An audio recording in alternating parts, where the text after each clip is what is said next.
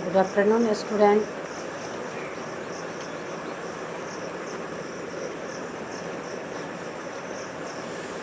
जैसा कि आज आप चैप्टर 8 में प्यारे और निराले जीव के बारे में समझेंगे। शीर्षक से ही पता चल गया होगा कि ये जीव जो हैं बहुत प्यारे और निराले हैं, लेकिन इनके प्रति जो व्यवहार किया जाता है, इस पाठ में उसी की चर्चा की गई है। वन बचाओ और जीवन दान पाओ। पत्र के माध्यम से यह सूचना दी जा रही है पाठ में कि आज एक बंदर ने फ्रिज खोल करके मेरा सारा फल खा गया। पहले तो कुछ हंसी आई कि बंदर आखिर फ्रिज खोल करके फल कैसे खा लिया, लेकिन यह गौर करने की बात है कि आखिर बंदर घर तक पहुंचकर फ्रिज खोलकर फल खा लिया, इसके पीछे क्या कारण है? क्योंकि बंदर वन्य प्राणी हैं, वो वन में रहते हैं, फल फूल खा करके वे अपने जीवन को बसर करते होंगे। लेकिन आज आधुनिकता के कारण वन को काट दिया गया है, जगह जगह वन की सफाई कर दी गई है, तो भला वो जंतु जाएं तो कहाँ जाएं, यह सोचने की बात है। इसलिए वह हमारे गाँव में, गलियारे में, गली गली में घुसकर, महलों में घुसकर वह हमारे परिवेश को नज़दीक से देखता है, समझता है, और उन्हें जब कुछ यह आभास होता है कि यहाँ हमें कुछ खाने की वस्तुएं मिल सकती है, वहाँ वह प्रयास से नहीं चूकता है। कारण यही रहा होगा कि वह फ्रिज से फल निकाल कर खा लिया। आखिर दुनिया में ये जीव को जीना दूभर हो गया है। उनके घर उजाड़ दिए गए हैं, जंगल का विनाश कर दिया गया है। एक एक पेड़ पर ना जाने कितने पशु पक्षी का जीवन निर्भर था, उन्हें काटकर नष्ट कर दिया गया। तो भला ये जीव जंतु कहाँ जाएंगे? इन बस्तियों में उनका भी गुजारा होगा। 4 अक्टूबर का दिन दुनिया भर में विश्व जीव कल्याण दिवस के रूप में मनाया जाता है, ताकि हमारा ध्यान जीवों की ओर जाए। लेकिन सच्चाई यह है कि प्यारे और निराले जीवों के साथ लगातार क्रूरता का व्यवहार किया जा रहा है। शहरों की गलियों में भूखी गायें कूड़ा करकट, पॉलीथीन खाकर अपना पेट भर लेती हैं। इतना ही नहीं, पृथ्वी पर कई जीव जंतुओं की प्रजातियां लुप्त हो चुकी हैं। वह प्रजातियां लुप्त तो हो चुकी है, लेकिन इसका असर मानव जाति पर ही देखा जाता है।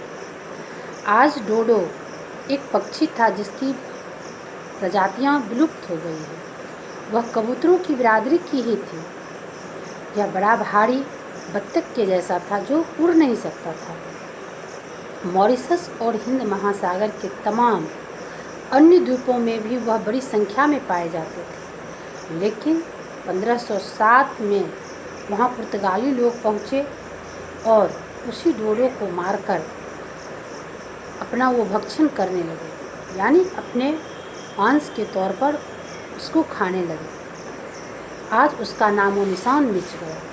डोडो की जाति खत्म हो चुकी है।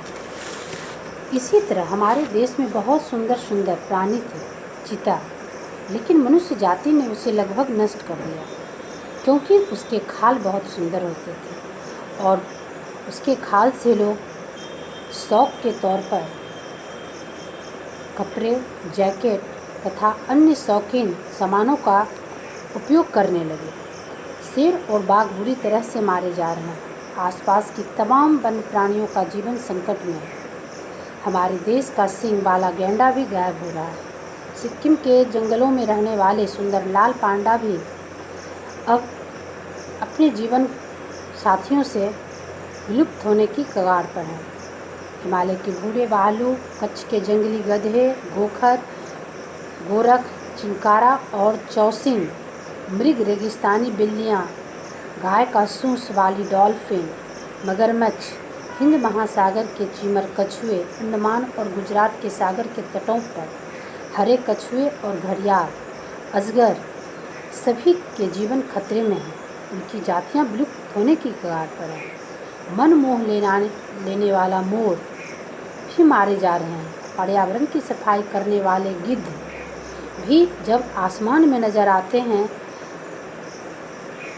कहीं नहीं उसके बारे में लोग चर्चा कर पाते हैं, जो कि वह हमारे वातावरण को बिल्कुल साफ कर देते थे। जितने भी मवेशी मरते थे उसका भक्षण वह गिद्ध करता था, जिससे वातावरण में बदबू नहीं होती थी। ये सभी प्रकृति के संतुलन को बनाए रखने में काफ़ी सहायता करते थे। यह अनेक समस्याएं आज हमारे सामने पैदा हो रही है, क्योंकि मांसाहारी की तबाही से शाकाहारियों की संख्या में वृद्धि हो जाएगी, जिसका प्रभाव पेड़ पौधे पर पड़ेगा।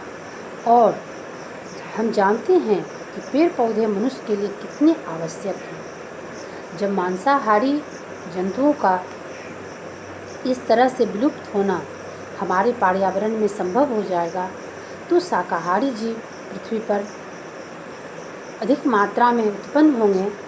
तो शाकाहारी जीवों के आहार के लिए भी तो पेड़ पौधे की ज़रूरत होती है। अगर मानव इस संतुलन को नहीं बना के रखता है तो खुद मानव को ही कष्ट होगा, क्योंकि वो जंतु भूखे नहीं रह सकते। वो भी हमारे पर्यावरण से ही अपना पेट भरेंगे, तो इसका असर मानव जाति पे होगा। आज वन्य प्राणियों के संरक्षण के लिए अनेक तरह के अभयारण्य बनाए गए हैं। भारत पहला देश है जहां वन्य प्राणी संरक्षण अधिनियम बना। WWF जैसी संस्थाएं वन्य जीवन के संरक्षण के लिए कार्यरत है। इसके साथ ही देश के प्रत्येक नागरिकों का यह कर्तव्य होना चाहिए कि पर्यावरण संरक्षण तथा वन्य जीवों के संरक्षण के लिए पूर्ण भागीदारी निभाएं। हमारे आने वाली पीढ़ी स्वस्थ और सुंदर पर्यावरण का लाभ उठा सके। यह नहीं, अब यहाँ समझने की बात है कि कोई व्यक्ति जब वृक्ष लगाते हैं तो उनके आने वाली पीढ़ी भी उस वृक्ष के फल का स्वाद लेते हैं और उन्हें यह एहसास होता है कि हमारे पूर्वज ने कुछ बहुत अच्छा काम कर गया। तो यह बात हमारे आने वाली पीढ़ी को यह एहसास हो कि प्रकृति ने हमारे वातावरण में कितने अच्छे अच्छे चीज़ को प्रदान किए हैं। अगर हम अपने हाथों से ही इसको विलुप्त करने की कगार पर ले आते हैं तो हमारे आने वाली पीढ़ी इस प्रकृति की सुंदरता को देखने से वंचित रह जाएंगे और इसका दुष्प्रभाव भी उन्हें झेलना पड़ेगा, और आज भी झेलना पड़ रहा है। आज प्राकृतिक प्रकोप इतना बढ़ गया है कि आज के वैज्ञानिक उसे संभालने में काफ़ी परेशान हैं।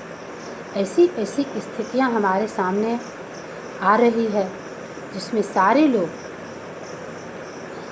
को परेशानियों का सामना करना पड़ रहा है। इसका कारण मनुष्य ही है।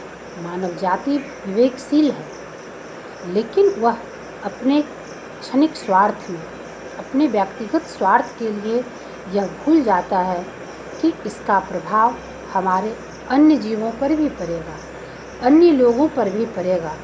फिलहाल वह यह नहीं सोच पाते हैं कि इस पेड़ की कटाई जो है वह हमारे लिए कितना अहितकर होगा। इसलिए हमारे देश के, हमारे प्राचीन काल के यह नियम थे कि अगर एक वृक्ष हम काटते हैं तो उसके लिए एक वृक्ष अवश्य लगाना चाहिए। कहीं ना कहीं, किसी न किसी रूप में हमें एक वृक्ष को अवश्य लगाना चाहिए। एक वृक्ष लगाने का धार्मिक दृष्टिकोण से जो फल होता है वह एक यज्ञ के समान होता है। जितना कि एक यज्ञ के द्वारा लोगों को संतुष्टि मिलती है, सुख सुविधाओं का अनुभव होता है, उतना ही योगदान एक वृक्ष का होता है। आने वाले समय में अगर हम वन संरक्षण का या वृक्षारोपण का ध्यान नहीं रखेंगे तो हमारी पीढ़ी को बहुत कष्ट का सामना करना पड़ेगा। फिलहाल हम अपने आसपास में भी वृक्षारोपण जैसे वातावरण को लागू कर सकते हैं। जहाँ थोड़ी सी भी जगह है वहाँ हमें हरियाली के रूप में पेड़ पौधे अवश्य लगाना चाहिए। यह हमारे प्राकृतिक संतुलन को बनाए रखने में काफ़ी योगदान देता है। धन्यवाद।